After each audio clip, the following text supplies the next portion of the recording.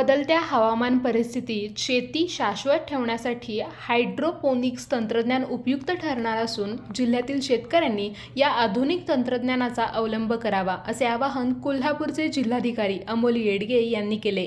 राजर्षी छत्रपती शाहू महाराज शासकीय कृषी महाविद्यालय आयोजित हायड्रोपोनिक्स प्रशिक्षण कार्यक्रमाच्या उद्घाटन प्रसंगी ते बोलत होते. कमी पाणी, कमी जागा आणि नियंत्रित वातावरणात दर्जेदार आणि कीडमुक्त भाजीपाला उत्पादन शक्य असल्याने हे तंत्रज्ञान भविष्यातील शेतीसाठी फायदेशीर ठरेल, असे त्यांनी सांगितले.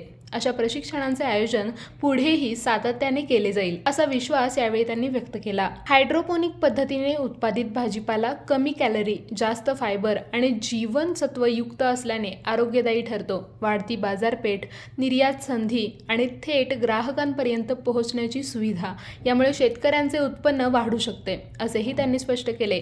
यावेळी महात्मा फुले कृषी विद्यापीठ कार्यकारी परिषदेचे सदस्य दत्तात्रय उगले, सहयोगी अधिष्ठाता डॉ. शैलेंद्र कांबळे यांच्यासह मान्यवर उपस्थित होते. जिल्हा नियोजन समितीच्या निधीतून उभारलेल्या हायड्रोपोनिक्स युनिटलाही भेट देण्यात आली आहे.